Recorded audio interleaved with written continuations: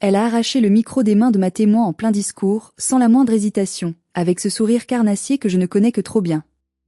La salle s'est figée, le tintement des couverts s'est arrêté, et tous les regards se sont tournés vers elle. Elle portait une robe qui n'avait rien d'une tenue d'invité, une robe qui hurlait son besoin maladif d'attention. Elle a pris une grande inspiration théâtrale et a annoncé d'une voix qui portait jusqu'au fond du parc du château, « J'ai une nouvelle. Joris m'a demandé en mariage. Et pour fêter ça, nous partons à Bora Bora demain matin. » La salle a applaudi, poliment d'abord, puis plus fort, entraînée par les cris de joie hystérique de ma mère. Mais moi, assise à la table d'honneur, dans ma robe de mariée qui semblait soudain peser une tonne, je sentais le sang se glacer dans mes veines. Le monde autour de moi est devenu flou. Bora Bora?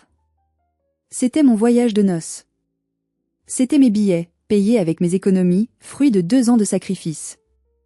Ma propre mère l'avait aidé à tout voler. Je n'ai pas fait de scandale. Je n'ai pas renversé la table. J'ai attendu le lendemain, à l'aéroport. Et croyez-moi, ce qui s'est passé au guichet d'enregistrement a fini aux informations du soir et a marqué la fin de notre famille telle que nous la connaissions.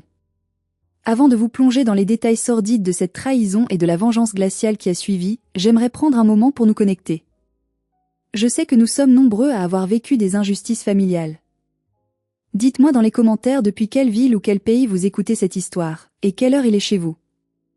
J'adore imaginer ma voix voyager à travers les frontières, unissant ceux qui savent ce que signifie être le vilain petit canard.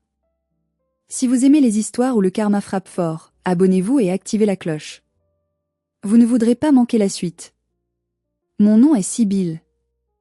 J'ai 32 ans, et jusqu'à samedi dernier, je pensais que la méchanceté de ma famille avait des limites, ou du moins, qu'il existait une sorte de pacte tacite de non-agression pour les grands événements de la vie. Je me trompais lourdement. Pour comprendre l'ampleur sismique de la trahison, il faut que je vous dresse le tableau de mon enfance. Dans chaque famille dysfonctionnelle, il y a des rôles assignés dès la naissance, comme dans une pièce de théâtre tragique dont on ne peut s'échapper. Chez nous, ma petite sœur Flavie, 26 ans, a toujours été l'enfant roi, la Golden Child. Et moi? J'étais le bouc émissaire. L'invisible. Celle qu'on tolère tant qu'elle est utile, celle qui sert de faire valoir. Flavie est solaire, bruyante, capricieuse. Elle a ce don d'attirer toute la lumière et l'oxygène d'une pièce. Ma mère, Odile, vit à travers elle, par procuration. Si Flavie voulait faire de la danse, maman payait les meilleures écoles privées, même si cela signifiait que nous mangeons des pâtes au beurre pendant un mois. Si Flavie voulait devenir influenceuse sur Instagram, maman lui achetait le dernier iPhone et un éclairage professionnel, alors que je devais travailler les étés dans des entrepôts poussiéreux pour payer mes livres de faculté. Je me souviens d'un jour précis, une blessure qui ne s'est jamais vraiment refermée. J'avais 18 ans. J'avais réussi mon baccalauréat avec la mention très bien. C'était l'aboutissement de mois de travail acharné, de nuits blanches. J'étais fière, le cœur battant, je courus à la maison pour l'annoncer. J'ai trouvé maman dans la cuisine, en train de consoler Flavie, qui avait 12 ans à l'époque. Flavie pleurait à chaudes larmes parce qu'elle n'aimait pas sa nouvelle coupe de cheveux. Quand j'ai tendu mon relevé de notes, maman l'a repoussé sans même le regarder, comme on chasse une mouche gênante. Pas maintenant, Sibylle, tu vois bien que ta sœur est en crise. Ne sois pas égoïste. Égoïste. C'est le mot qu'elle a utilisé toute ma vie dès que j'essayais d'exister pour moi-même. Ce que ma famille ignore, ou choisit d'ignorer par mépris intellectuel, c'est ce que je fais réellement dans la vie. Pour eux, je suis une sorte de réparatrice d'ordinateur un peu ennuyeuse, une technicienne de bas étage. Maman dit souvent aux voisins avec un petit air dédaigneux, « Sibylle travaille dans l'informatique, c'est très technique, on n'y comprend rien, elle passe sa vie derrière un écran. » En réalité, je suis experte en cybersécurité pour un grand sous-traitant du ministère des Armées. Je ne répare pas des imprimantes, je protège les infrastructures critiques de la nation. Je passe mes journées à traquer des failles de sécurité, à anticiper des cyberattaques, à protéger des données sensibles de l'État et à collaborer avec des services que je ne peux même pas nommer ici. Mon travail exige une rigueur absolue, une méfiance constante et une capacité à voir les menaces là où personne ne les voit. C'est la grande ironie de ma vie, j'ai passé 10 ans à protéger les secrets de la défense nationale contre des puissances étrangères, mais je n'ai pas vu venir l'attaque qui se tramait dans mon propre salon, ourdie par les 2 femmes qui partageaient mon ADN. J'ai rencontré Vianney il y a 4 ans. C'est un homme doux, architecte, solide comme un roc. Il est tout l'inverse de ma famille, honnête, discret, profondément gentil et doté d'une boussole morale inébranlable. Quand il m'a demandé en mariage, nous avons pris une décision cruciale. Nous allions tout payer nous-mêmes. Nous ne voulions rien devoir à ma mère, ni subir les caprices financiers de Flavie. Nous avons économisé pendant 18 mois, refusant les sorties, les vacances, les petits plaisirs, pour nous offrir le mariage de nos rêves dans un petit château près de Nantes, le château de Goulaine, et surtout, pour nous offrir le voyage d'une vie. Ce voyage, c'était notre lumière au bout du tunnel. 2 semaines en Polynésie française. Bora Bora. Les bungalows sur pilotis, l'eau turquoise, le silence, la déconnexion totale. Vianney et moi avions accumulé des miles aériens pendant des années, surveillé les promotions comme des traders à la bourse, calculé chaque centime pour nous offrir des billets en classe affaires sur Air Tahiti Nuit. C'était un budget colossal pour nous, près de 15 000 € tout compris. C'était notre récompense, notre bulle de bonheur loin de la toxicité quotidienne. Mais le bonheur, chez les Vance, c'est comme un gâteau. Si je prends une part, ma mère considère automatiquement que j'ai volé celle de Flavie. Et elle était bien décidée à rétablir ce qu'elle considérait comme la justice naturelle. 3 mois avant le mariage, l'attitude de ma mère a changé du tout au tout. C'était subtil au début, puis de plus en plus flagrant. Elle qui m'appelait à peine une fois par mois pour se plaindre de ses varices, critiquer mon poids ou me demander de l'argent pour une urgence concernant Flavie, s'est mise à m'appeler tous les jours. Ma chérie, comment vont les préparatifs? Tu ne stresses pas trop? Tu sais, je suis tellement fière de toi. Tu deviens une femme magnifique. Ces mots. Je suis fière de toi. Je ne les avais jamais entendus. J'ai 32 ans, je suis une professionnelle respectée, une femme indépendante qui gère des crises nationales, mais face à ma mère, je redeviens instantanément cette petite fille de 8 ans qui désespère d'avoir une miette d'affection, un regard approbateur. J'ai baissé ma garde. C'était stupide, je le sais aujourd'hui, je me maudis pour cette faiblesse, mais j'ai tellement voulu croire qu'elle changeait. Qu'à l'approche de mon mariage, cet événement symbolique de passage à l'âge adulte, elle réalisait enfin ma valeur. Un soir de novembre, alors que la pluie battait contre les carreaux, nous prenions le thé chez elle. L'ambiance était étrangement chaleureuse. Flavie était là, affalée sur le canapé en velours, scrollant sur son téléphone sans me dire bonjour, comme à son habitude. Alors, ce voyage à Bora Bora? A demandé maman avec un sourire mielleux, en me servant une autre tasse. C'est tellement loin. Tu sais, j'ai lu des choses terribles sur Internet. Avec tout ce qu'on entend aux informations, les avions qui disparaissent, les problèmes de sécurité dans les aéroports internationaux. Je me fais un sang d'encre. Je ne dors plus. Elle a posé sa tasse et m'a pris la main. Sa paume était chaude, son regard implorant, humide de fausses larmes maternelles. Sibylle, fais-moi plaisir. Je suis ta mère, j'ai besoin de savoir que tu es en sécurité. Donne-moi tes références de vol. Juste pour que je puisse suivre l'avion sur Internet et savoir que tu es bien arrivé. Sinon, je ne fermerai pas l'œil pendant 2 semaines. Tu ne veux pas que je tombe malade d'inquiétude, n'est-ce pas? Vianney, qui était assis à côté de moi, s'est tendu. Je l'ai senti se raidir. Il m'a lancé un regard d'avertissement, un regard qui disait « Ne fais pas ça ». C'est un piège. Il n'a jamais fait confiance à Odile. Il voyait le serpent derrière le sourire. Mais moi, j'ai vu une mère vieillissante et inquiète. J'ai vu de l'amour là où il n'y avait que de la prédation calculée. D'accord maman, ai-je dit, ma voix trahissant mon besoin d'approbation.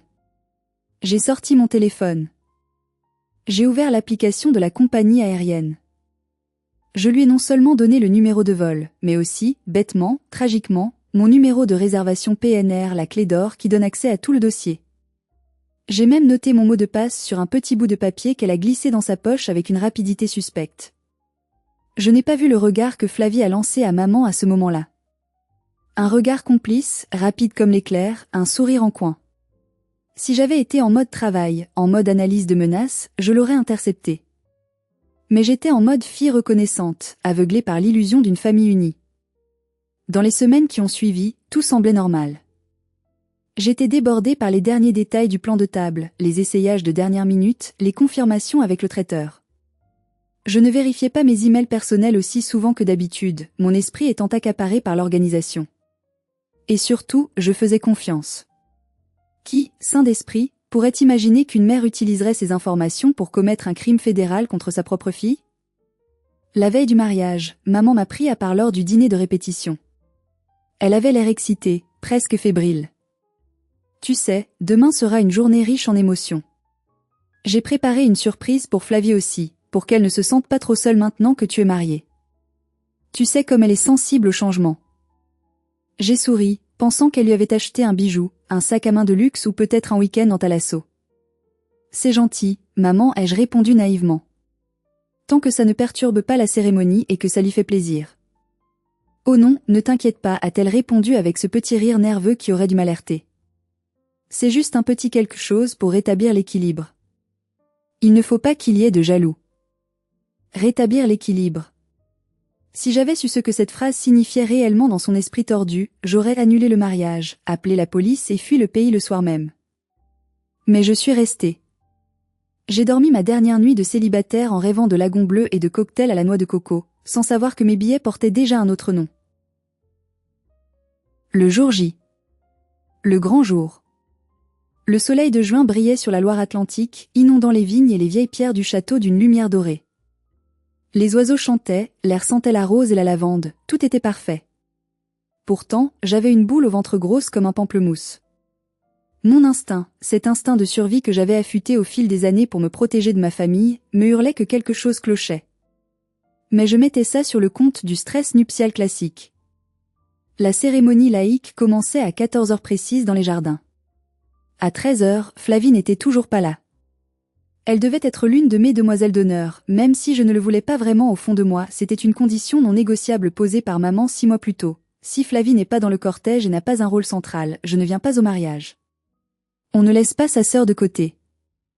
À 13h45, 15 minutes avant le début, une voiture de sport louée a dérapé sur les graviers de l'allée du château, soulevant un nuage de poussière. Flavie est sortie. J'étais à la fenêtre du premier étage, en train d'ajuster mon voile. J'ai failli m'évanouir de rage. J'avais choisi pour mes demoiselles d'honneur des robes vert émeraude, élégantes, discrètes, conçues pour s'harmoniser avec le thème nature du mariage. Flavie portait autre chose.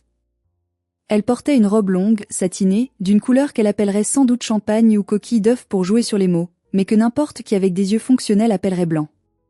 C'était une robe moulante, dos nu vertigineux, avec une fente qui remontait jusqu'en haut de la cuisse. C'était, à tous égards, une robe de mariée, plus sexy et plus voyante que la mienne. Pire encore, elle n'était pas seule. Un homme est sorti côté conducteur. Joris. Son nouveau petit ami depuis 3 mois, un type que j'avais rencontré une seule fois lors d'un barbecue, qui mâchait du chewing-gum la bouche ouverte et qui m'avait appelé la geek toute la soirée. Il n'était pas invité. Mon carton d'invitation stipulait clairement invitation strictement personnelle, car nous voulions un mariage intime et nous ne connaissions pas ce garçon. Il portait un costume bleu électrique brillant, mal ajusté, et des baskets blanches immaculées. Surprise, a crié Flavie en claquant la portière, saluant des invités imaginaires. Joris ne voulait pas me laisser venir seule, c'est trop romantique, non? Je suis descendue en trombe, mon cœur battant la chamade. Je me suis dirigée vers maman qui les attendait en bas. Ils n'étaient pas invités. Et cette robe? Maman, regarde-la. Elle est en blanc à mon mariage. C'est un manque de respect total. Odile a haussé les épaules, ajustant son chapeau à large bord avec une nonchalance exaspérante. Oh Sibylle, arrête d'être aussi psychorigide, tu vas te donner des rides. Ce n'est pas du blanc, c'est du crème impérial, c'est très tendance. Et Joris fait partie de la famille maintenant, il s'aime. Fais un effort pour une fois. Ne gâche pas l'ambiance avec ta jalousie. Fais un effort. C'était toujours à moi de faire l'effort. Toujours à moi de m'écraser, de disparaître, d'accepter l'inacceptable pour que la princesse Flavie puisse briller sans entrave. J'ai ravalé mes larmes. Je ne voulais pas ruiner mon maquillage à 300 €. Vianney est arrivé à ce moment-là, impeccable dans son smoking. Il a vu la robe de Flavie, puis Joris qui allumait une cigarette sous le porche du château, et son visage est devenu pourpre de colère. Je lui ai serré la main, entrelaçant nos doigts. Pas maintenant, ai-je chuchoté, plus pour me convaincre moi-même que pour le calmer. On gère ça plus tard. C'est notre moment. Ne les laisse pas nous le voler. La cérémonie s'est déroulée dans un flou artistique. Je voyais les invités chuchoter en regardant Flavie, qui passait son temps à se recoiffer, à vérifier son reflet dans son téléphone et à prendre des selfies avec le flash pendant que nous échangions nos vœux les plus sacrés. Joris, lui, jouait à Candy Crush au premier rang avec le son activé, les petits bruits électroniques ponctuant nos promesses d'amour éternel. Mais le véritable cauchemar, l'acte final de leur pièce macabre, a commencé lors de la réception. Le dîner était servi, l'ambiance commençait à se détendre, le vin coulait à flots. Ma meilleure amie, Morgane, s'est levée pour porter un toast. Elle avait préparé un discours magnifique, racontant comment Vianney et moi nous étions soutenus mutuellement à travers les épreuves, comment notre amour était une force tranquille. Elle avait les larmes aux yeux, sa voix tremblait d'une émotion sincère. C'était un moment pur, sacré. Et c'est là que le diable est entré en scène. Flavie s'est levée brusquement de sa chaise, faisant tomber sa serviette en tissu au sol. Elle a marché vers Morgane, ses talons aiguilles claquant bruyamment sur le parquet ancien du château. Elle n'a pas demandé la permission. Elle n'a pas attendu une pause. Elle a simplement tendu la main manucurée et a arraché le micro des mains de ma meilleure amie, la coupant au milieu d'une phrase sur notre première rencontre. Un larcène aigu a déchiré l'air, faisant grimacer tout le monde. Morgane est restée bouche bée, les bras ballants, paralysée par tant d'audace et de vulgarité.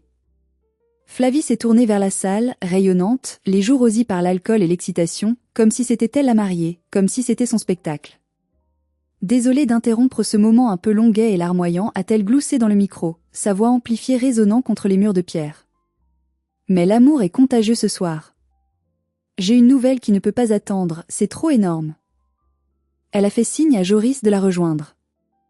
Il s'est levé, l'air aussi suffisant qu'un coq dans une basse-cour, et a traversé la salle en trottinant pour passer un bras possessif autour de sa taille fine. Joris m'a fait la plus belle des surprises ce matin, a annoncé Flavie en levant sa main gauche bien haut. Une bague minuscule, presque invisible à cette distance, brillait à son annulaire. Nous sommes fiancés. Quelques personnes ont applaudi poliment, par réflexe social, mais la majorité des invités échangeaient des regards gênés. On n'annonce jamais ses fiançailles au mariage de quelqu'un d'autre. C'est la règle d'or, le B. à bas de l'étiquette.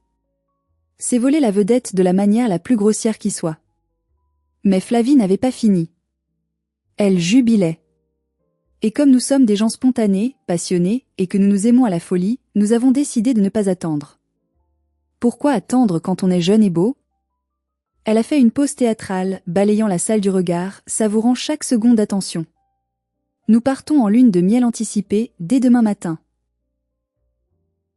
Un murmure a parcouru l'assemblée. Nous partons 2 semaines à Bora Bora. Dans le même hôtel de luxe, le Saint-Régis, que ma sœur avait repéré. C'est le destin, non ? Le destin a voulu que nous vivions ce rêve. Bora Bora. Demain matin. Le Saint-Régis. Le monde s'est arrêté de tourner. Le temps s'est suspendu. J'ai senti mon estomac se tordre violemment. J'ai regardé ma mère. Elle était debout, la première à se lever, applaudissant à tout rompre, des larmes de joie à de vraie joie, pure et sans mélange coulant sur ses joues maquillées. Elle n'avait pas versé une seule larme pendant mes vœux. Elle rayonnait de fierté en regardant Flavie, comme si sa fille venait de gagner un prix Nobel. C'est à ce moment précis, en voyant l'échange de regards triomphants entre ma mère et ma sœur, que j'ai compris. Ce n'était pas une coïncidence. Ce n'était pas le destin. C'était un braquage. Un vol organisé. Je me tourne vers vous maintenant. Mettez-vous à ma place un instant. Imaginez la scène, votre mariage, votre moment, souillé par votre propre sœur avec la complicité de votre mère. Si vous aviez été assise à cette table, qu'auriez-vous fait ? Auriez-vous hurlé ? Auriez-vous sauté à la gorge de votre sœur ? Ou auriez-vous fait comme moi, glacé par le choc ? Dites-le moi en commentaire, je lis tout et je veux savoir comment vous auriez réagi face à l'impensable. Le silence qui a suivi l'annonce de Flavie résonnait dans mes oreilles comme un acouphène douloureux. Vianney m'a serré la main sous la table, si fort que ses jointures étaient blanches, prêtes à craquer. Sibylle, a-t-il chuchoté, la voix tremblante de rage contenue, une veine battant furieusement sur sa tempe. Dis-moi que ce n'est pas ce que je pense. Dis-moi qu'elles n'ont pas fait ça. Je n'ai pas répondu tout de suite. Mon esprit de cybersécurité, formé à gérer des situations de crise extrême, venait de prendre le dessus sur la femme blessée. L'émotion s'était éteinte, comme un interrupteur qu'on bascule, remplacé par une analyse froide, méthodique et binaire des données. Fait 1. Ma mère a insisté lourdement, usant de manipulation affective, pour avoir mes codes de réservation et mon mot de passe. Fait 2. Flavie annonce un voyage identique au mien, le même jour, vers la même destination hors de prix, dans le même hôtel exclusif. Fait 3. Flavie n'a pas un sou. Elle est à découvert tous les mois, travaille à mi-temps et dépense tout en vêtements. Joris est au chômage. Ils ne peuvent pas se payer un café, encore moins un voyage à 15 000 €. Conclusion, ils n'ont pas réservé un autre voyage. Ils ont pris le mien. Doucement, sans attirer l'attention, en gardant un sourire figé sur mes lèvres pour ne pas alerter les cibles, j'ai glissé ma main sous la nappe blanche immaculée. J'ai sorti mon téléphone. J'ai baissé la luminosité au minimum pour ne pas créer de lueur suspecte. J'ai ouvert l'application de la compagnie aérienne Air Tahiti Nui. Mes doigts tremblaient légèrement, non de peur, mais d'une adrénaline pure et glaciale. La connexion s'est faite. Le cercle de chargement a tourné pendant une éternité. Puis le dossier s'est affiché. Dossier modifié il y a 4 jours. J'ai cliqué sur les détails des passagers. Nom d'origine, barré dans l'historique, Monsieur Vianney Legrand et Madame Sybille Vance. Noms actuels, confirmés, Monsieur Joris Mercier et Madame Flavie Vance. J'ai fixé l'écran, incrédule malgré ma déduction. Ils avaient osé. Ils avaient réellement osé franchir cette ligne. Non seulement ils avaient changé les noms, mais je voyais dans l'historique des transactions que ma carte bancaire enregistrée dans l'application pour les frais annexes de confort avait été débitée de 450 € pour les frais de modification de dossier et de 200 € pour un supplément bagage. Ils me volaient mon voyage de noces, le rêve de ma vie, et ils me faisaient payer les frais administratifs de leur vol.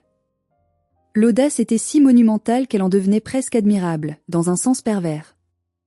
J'ai levé les yeux vers la table d'honneur. Maman rayonnait. Elle levait sa coupe de champagne vers Flavie qui descendait de l'estrade sous quelques applaudissements épars. Elle a croisé mon regard. Pendant une fraction de seconde, son sourire a vacillé, une ombre d'inquiétude passant dans ses yeux, puis elle m'a fait un petit clin d'œil complice, comme pour dire « Allez, sois bonne joueuse, c'est ta sœur, tu vas pas gâcher la fête. » Elle pensait me connaître.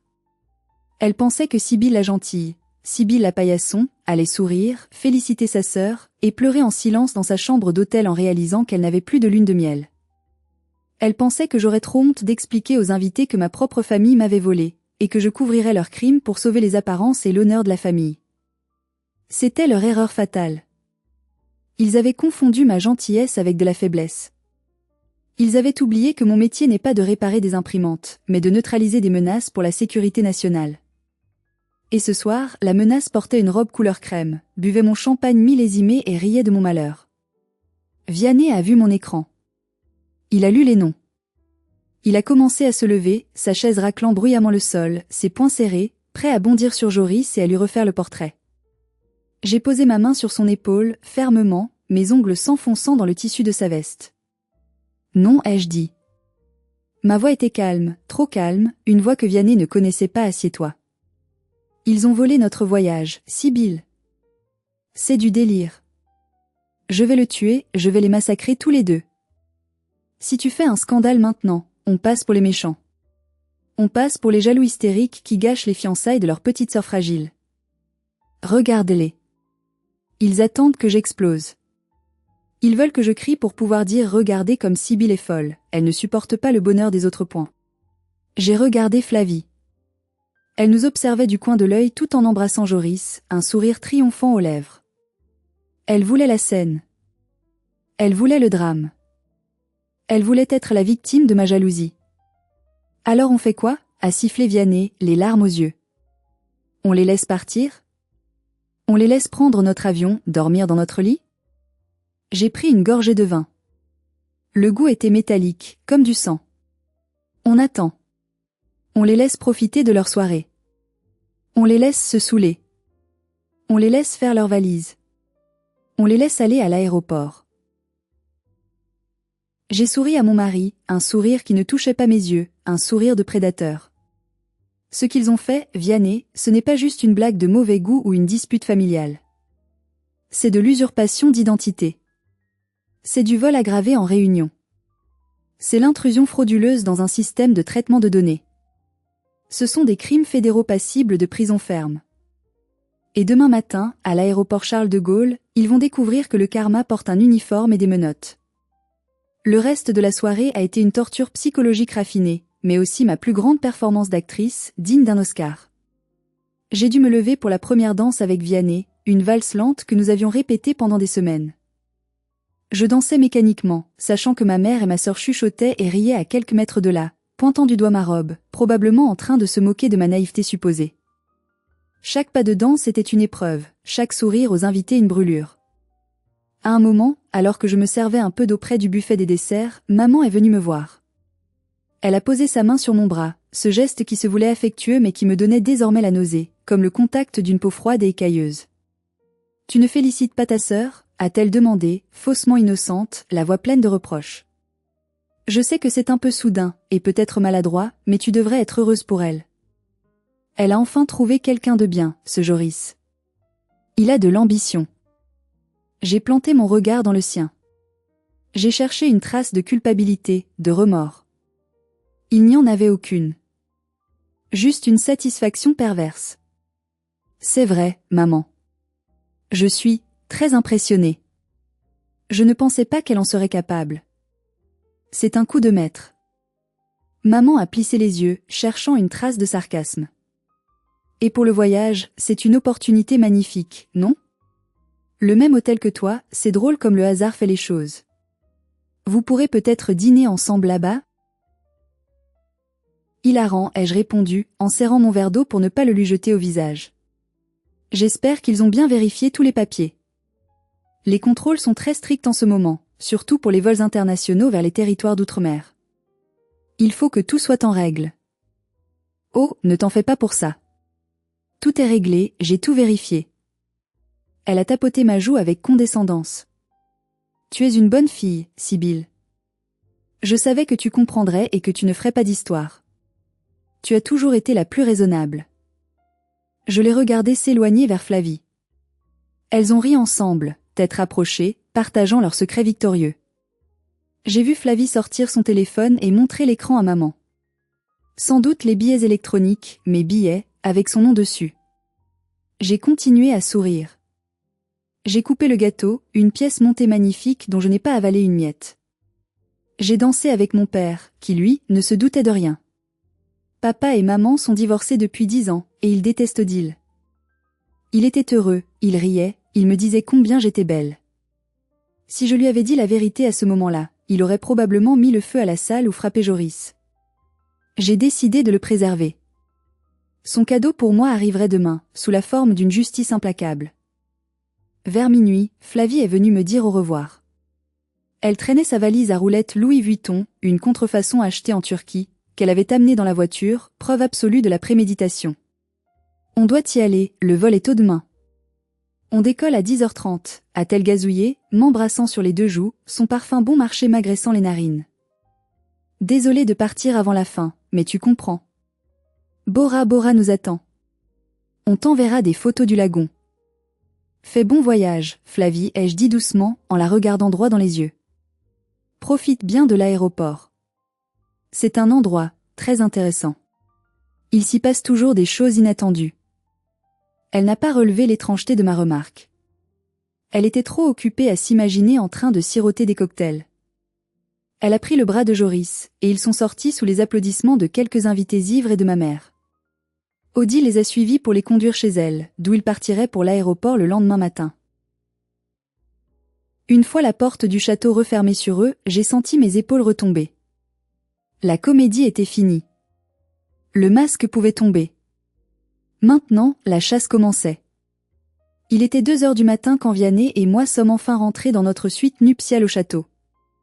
C'était une chambre magnifique, romantique, avec des poutres apparentes, un feu de cheminée et un lit à baldaquin couvert de pétales de rose. Mais l'ambiance était glaciale, funèbre.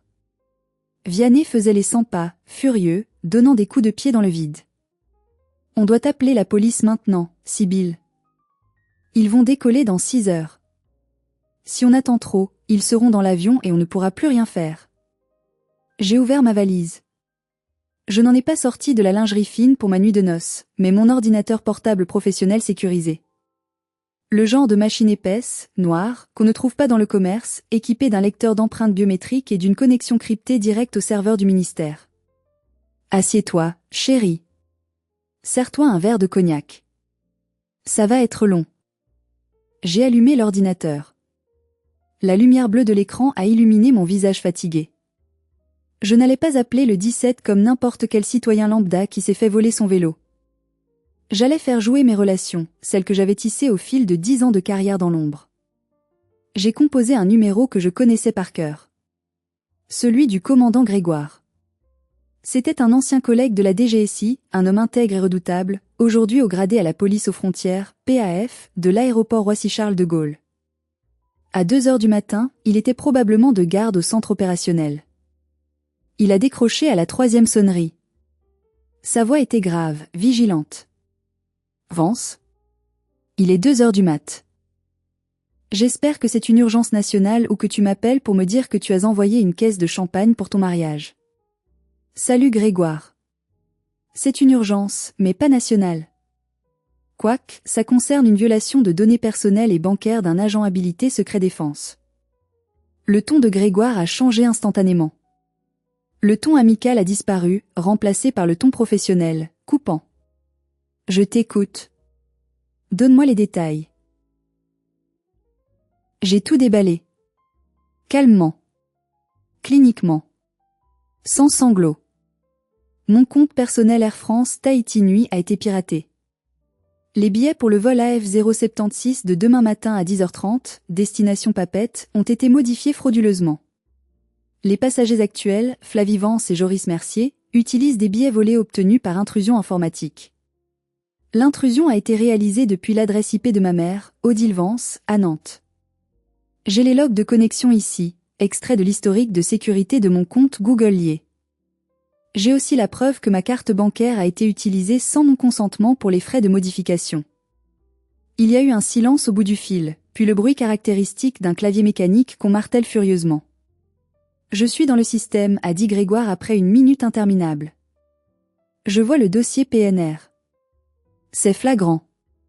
Changement de nom effectué il y a 96 heures. Sibylle, c'est ta famille ?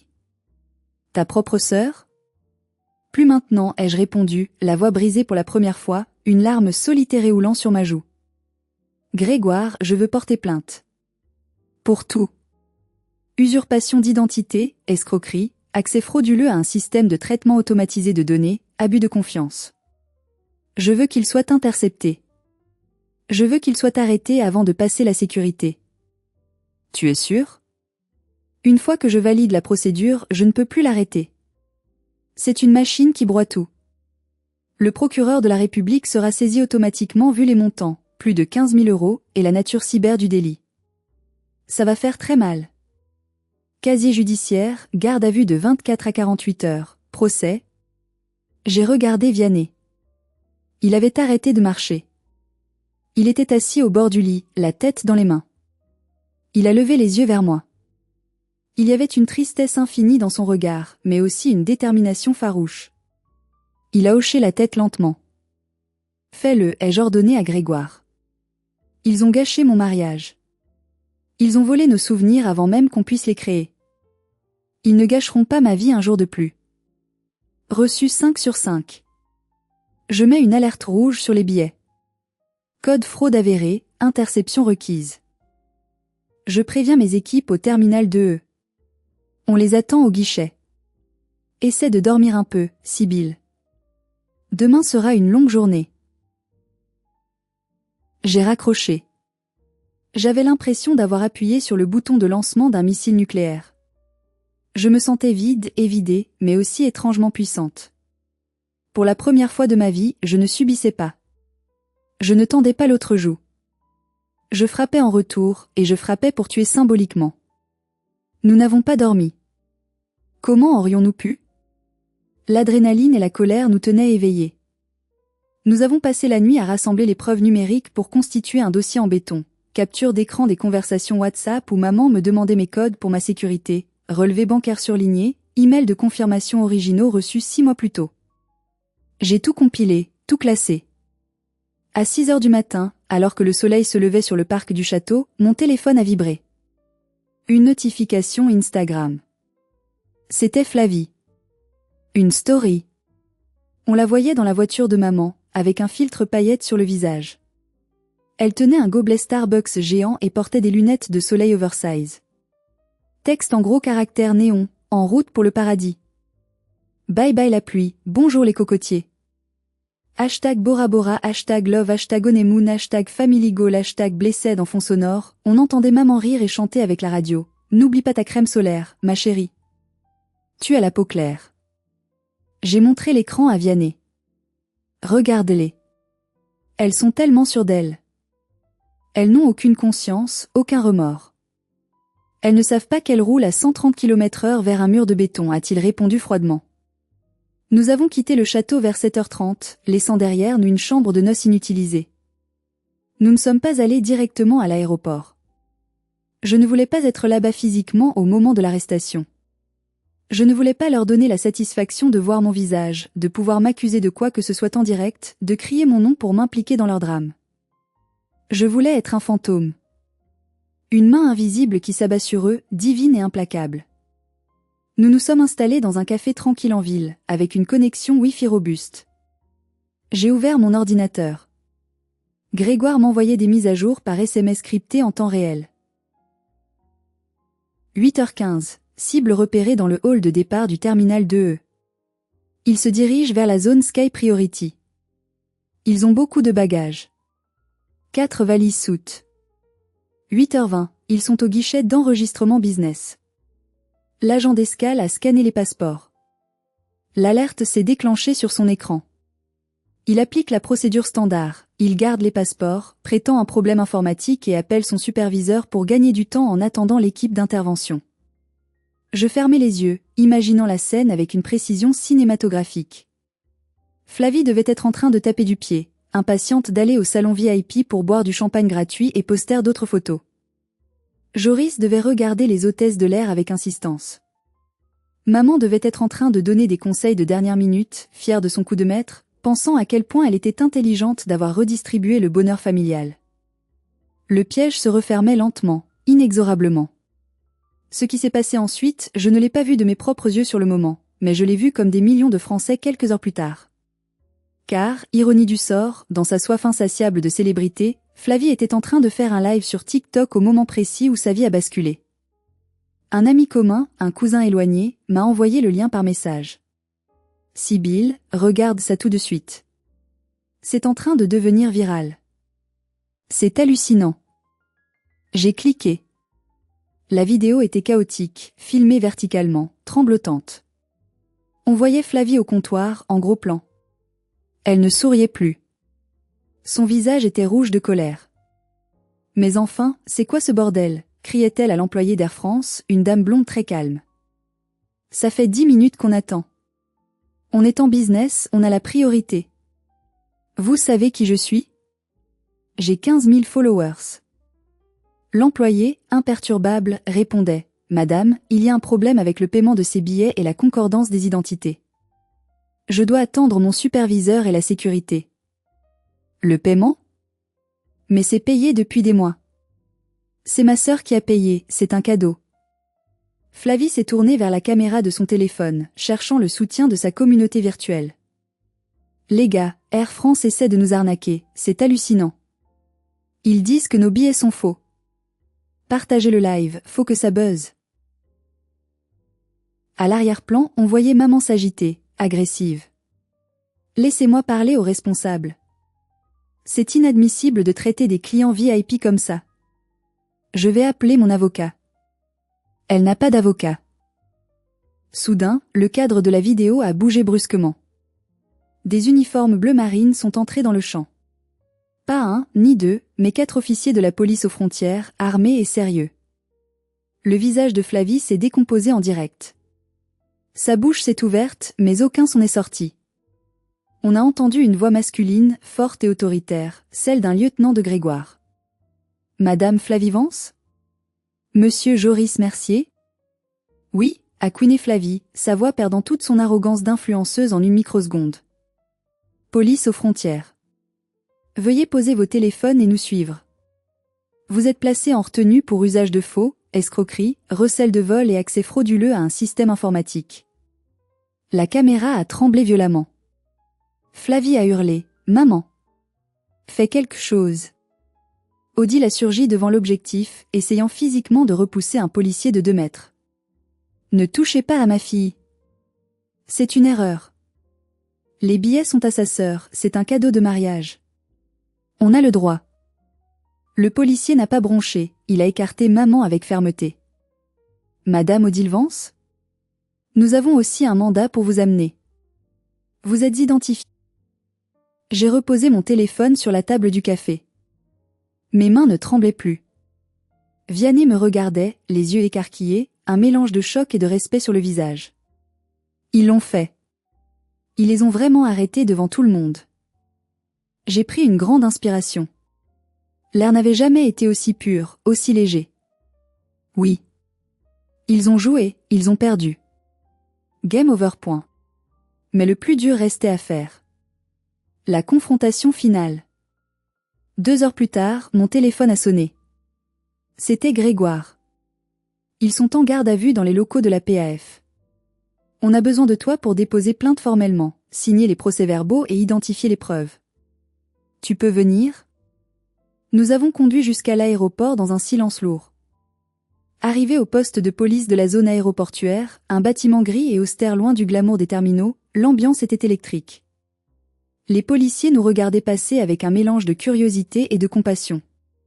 L'histoire de la mariée vengeresse avait déjà fait le tour du service. Grégoire m'a accueilli dans son bureau avec un café noir brûlant. Il avait l'air fatigué mais satisfait. C'est un beau bordel, Sibylle. Ta sœur est en crise d'hystérie, elle a vomi 2 fois dans la cellule. Ton beau-frère balance tout ce qu'il sait pour sauver sa peau, il a même avoué qu'il avait volé des bouteilles de vin à ton mariage hier soir, on les a retrouvées dans sa valise. Et ta mère est dans le déni total. Elle demande à te voir. Elle dit que tu vas tout arranger, que c'est une petite blague qui a mal tourné. Je veux la voir, ai-je dit sans hésiter. Ils m'ont amené dans une salle d'interrogatoire vitrée. Une table, 3 chaises, un miroir sans teint. Maman était assise là, menottée à la barre de la table. Elle n'avait plus son chapeau de dame respectable. Ses cheveux étaient en désordre, son maquillage coulait en traînées noires sur ses joues. Elle avait vieilli de 10 ans en 3 heures. Quand je suis entrée, ses yeux se sont illuminés d'un espoir fou, puis d'une fureur incandescente. Sibylle. Enfin. Dis-leur. Dis-leur que c'est un malentendu. Dis-leur que tu nous as donné les billets. Ils me traitent comme une criminelle. Je me suis assise en face d'elle. Vianney est resté debout près de la porte, bras croisés. Je n'ai pas cligné des yeux. Pourquoi je dirais un mensonge, maman ? Tu es une criminelle. Comment peux-tu nous faire ça ? À ta propre sœur ? Elle allait partir au paradis, elle était si heureuse, et tu l'envoies en prison ? Tu es un monstre de jalousie. Tu as toujours été jalouse d'elle parce qu'elle est plus belle, plus vivante que toi. J'ai sorti le dossier que j'avais préparé. J'ai posé les feuilles une par une sur la table métallique, le bruit du papier résonnant dans le silence. Article 323 à 3 du Code pénal, introduction frauduleuse de données. 5 ans de prison, 150 000 € d'amende. Article 313 à 1, escroquerie. 5 ans de prison. Article 226-4-1, usurpation d'identité numérique. Je m'en fiche de tes codes, a-t-elle hurlé, faisant sursauter le policier en faction. Je suis ta mère. Je t'ai mise au monde. Tu me dois le respect. Flavie méritait ce voyage plus que toi. Toi, tu as un bon salaire, tu as réussi, tu peux t'en payer un autre. Elle n'a rien. Elle est fragile. C'est le rôle de la grande sœur d'aider la petite. C'était la phrase de trop. Celle qui a brisé le dernier lien, le dernier filament d'attachement qui me reliait à elle. Elle n'a rien ? Je me suis penchée vers elle, mon visage à quelques centimètres du sien, ma voix vibrant d'une colère froide accumulée sur 32 années de négligence. Elle a eu ton amour. Elle a eu ton attention exclusive. Elle a eu toutes les chances, toutes les écoles, tous les cadeaux. Moi, j'ai dû me battre pour chaque centime, pour chaque diplôme, pour chaque miette de reconnaissance. J'ai construit ma vie malgré toi, pas grâce à toi. Et tu sais quoi, maman? Ce n'est pas l'argent. Ce n'est pas le voyage. Si tu m'avais demandé, si tu m'avais dit Flavie va mal, on peut l'aider, j'aurais peut-être fait quelque chose. J'aurais aidé. Mais tu m'as volé. Tu m'as trahi le jour de mon mariage. Tu as regardé ta fille aînée dans les yeux, tu as bu mon champagne et tu as menti en souriant. Retire ta plainte, a-t-elle sifflé, changeant de tactique, passant de la victime à la menace. Sinon tu n'es plus ma fille. Je te déshérite. Je dirai à tout le monde que tu es une ingrate. Je me suis levée. J'ai ajusté ma veste. J'ai regardé Vianney, qui m'a souri avec fierté. Je ne suis plus ta fille depuis longtemps, Odile. Je ne suis que ta banque et ton paillasson. Mais le guichet est fermé. Définitivement. Je suis sortie sans me retourner. J'ai entendu ses cris étouffés par la porte blindée. Sibylle. Reviens. Tu ne peux pas faire ça. Sibylle. De l'autre côté du couloir, j'ai vu Flavie passer, escortée par 2 agentes pour être transférée au dépôt. Elle m'a vue. Elle n'a rien dit. Elle n'a pas crié. Elle a juste baissé la tête, les épaules voûtées. Pour la première fois de sa vie, l'enfant roi n'avait plus de couronne, plus de mère pour la protéger, plus de public pour l'admirer. Elle était juste une délinquante en survêtement de marque. Les jours et les semaines qui ont suivi ont été un tourbillon médiatique et juridique. La vidéo de l'arrestation, postée par des passagers témoins et extraite du live de Flavie, avait fait le tour des réseaux sociaux français. Les titres étaient racoleurs, dignes d'une série Netflix, drame familial à Roissy, une mariée envoie sa mère et sa sœur en prison pour un voyage volé. L'influenceuse arnaqueuse arrêtée en direct. Joris a été libéré après 24 heures de garde à vue. Son avocat a réussi à prouver qu'il avait été manipulé par Flavie qui lui avait assuré, preuve falsifiée à l'appui, que c'était un cadeau de ma part. Il n'était coupable que de bêtises et de recel involontaire. Il a largué par SMS dès sa sortie du commissariat, ne m'approche plus jamais. Tu es folle. Il a bloqué toute la famille et a déménagé dans une autre région. Flavie et maman n'ont pas eu cette chance. Avec les preuves numériques irréfutables que j'avais fournies et ma déposition accablante, le procureur a décidé de faire un exemple. On ne vole pas l'identité des gens, surtout pas celle d'agents de la défense, et encore moins en famille, a-t-il déclaré. Elles ont passé 48 heures en garde à vue, puis ont été déférées devant un juge d'instruction. Le procès a eu lieu 3 mois plus tard. J'y étais, avec Vianney. Assise sur le banc des parties civiles, face à elle. Le juge a été sévère. Il a souligné la préméditation odieuse, la bassesse morale de voler sa propre famille un jour de noces, et l'abus de confiance maternelle. Le verdict est tombé comme un coup près. Pour Flavie et Odile, 12 mois de prison avec sursis. La prison ferme a été évitée de justesse car leur casier était vierge, mais l'épée de Damoclès est là. Au moindre faux pas, elles partent en cellule. Obligation de rembourser intégralement les 15 000 € du voyage à la compagnie, ou à moi, plus 5 000 € de dommages et intérêts moraux chacune à me verser. Inscription au casier judiciaire B2. Pour Flavie, c'était la mort sociale et professionnelle. C'était la fin de ses rêves d'influenceuse, les marques ne travaillent pas avec des escrocs condamnés pour fraude. Elle a aussi perdu son emploi de vendeuse, car on ne confie pas la caisse à une voleuse. Mais le plus grand châtiment n'était pas légal. C'était le regard des autres. Dans notre petite ville de province, tout le monde savait. Les commerçants, les voisins, le facteur.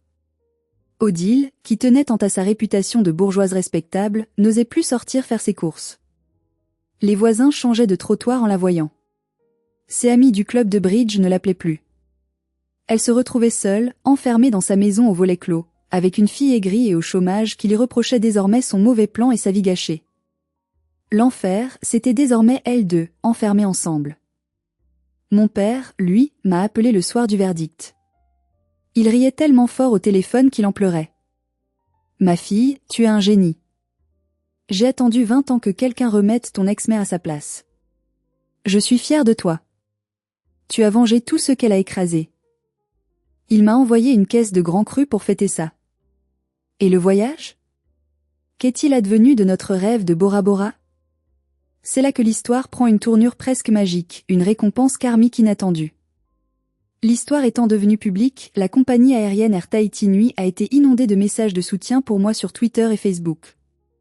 De plus, mon employeur, le ministère, n'était pas ravi qu'une affaire impliquant un de ses agents soit publique, mais ils ont compris que j'étais la victime et ont apprécié ma rigueur dans la gestion de la crise.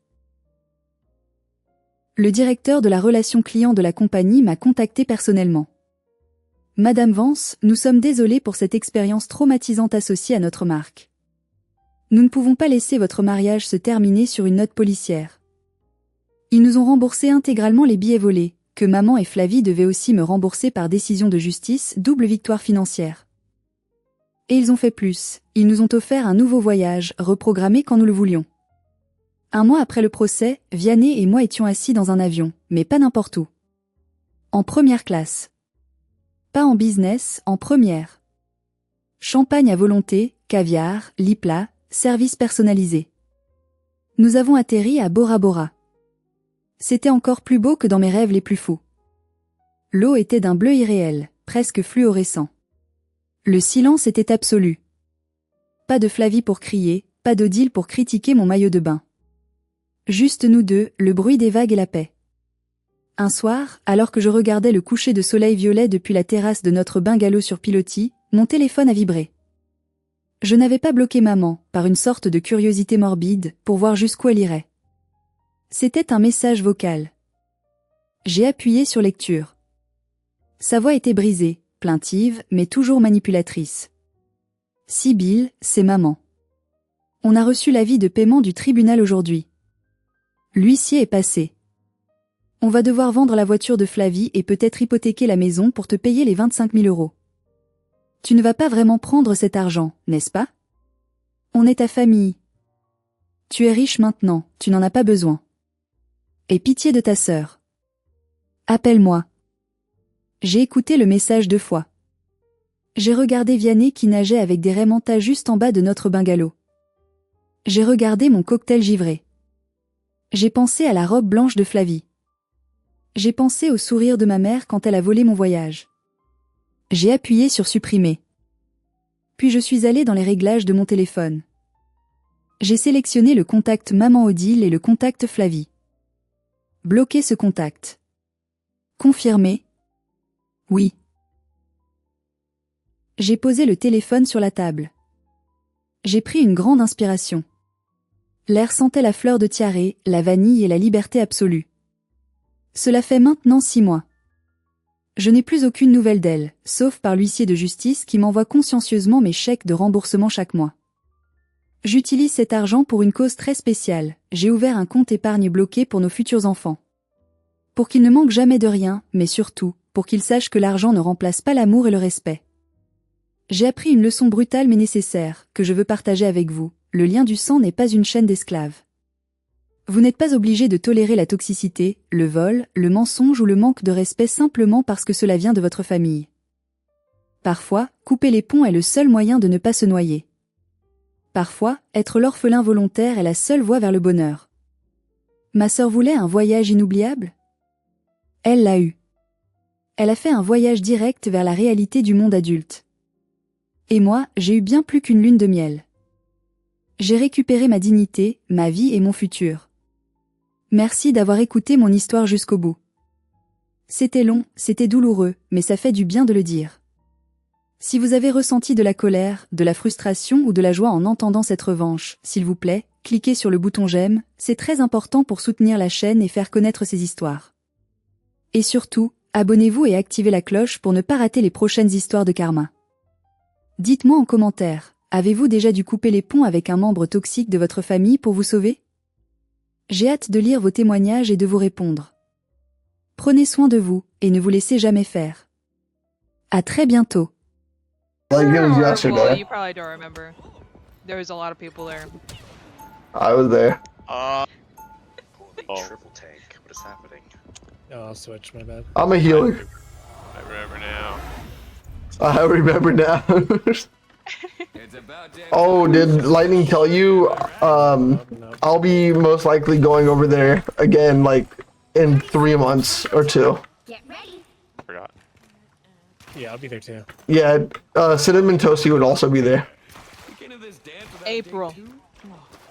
It'd be, Actually, yeah. it'd be around My there. birthday. I've already got a partner. April's also my birthday. Ooh, by your birthday. Ah, the old boyfriend Oh, in what day, Canada what day? thing, eh? First. I'm from Canada. Oh, Did you guys see that Pitbull's going on tour? Battle starts in 5, Mr. Worldwide, 3. to infinity, Dale. 420 days. Dale. Wait, All you need to do is Fireball. got it? Sounds easy. Which means it's probably Me and Cinnamon were just singing that in the car yesterday. Oh my god. Fireball. Damage boosts you so you can one tap them even harder. Oh my What god. is with pennies in my game? Hey. Might be true. A penny cheeser, but like, it gets a point to where you cheese penny.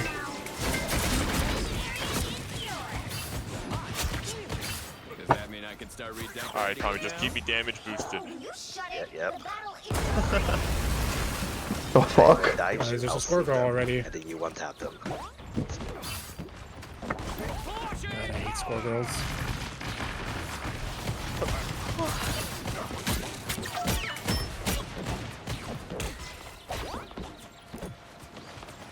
clearly you needed some help.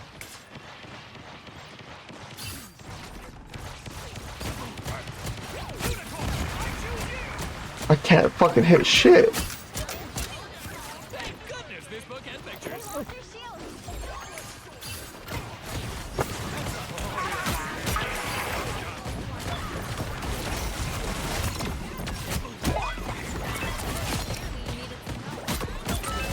I'm gonna get your ass. Oh my god, dude. Then half of the mission area. Keep going. Yeah, I'm gonna be Okay. actually as this. Your hand sometimes. Or a dagger. I went for it now. I hear boing, boing, boing.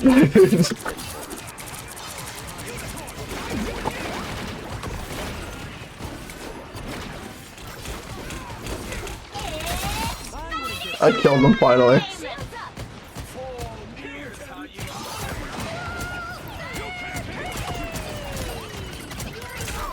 Wait for me! Squirrels are coming. He's one time. Thank you.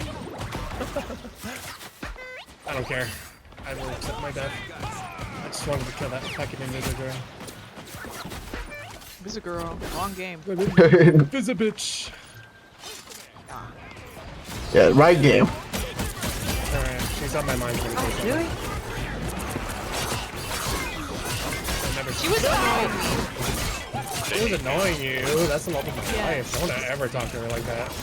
I will talk about her like that. I didn't play it, but the person that I was watching playing it, he was favoring her so hard after. Damn right, I fucking would too. I'm scared. Oh, I'm dead. Ugh, she irritates me. I'm gonna play Penny because obviously we're playing no-skill characters today. Quick plays. I swear. Elbow peep with a brand new bitch. Penny behind you. Well, Penny's no skill to me. She's so fucking easy. No. Here comes trouble. Any All I do is off? hold left click and I just kill people. Like Spider-Man.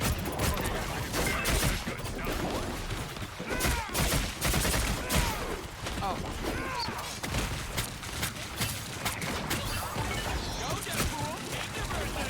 Go Deadpool. In there. I've been eating that shit. Uh-oh. Team's capture progress. Just reading, boy. I fight these motherfuckers. You already know. Still alive.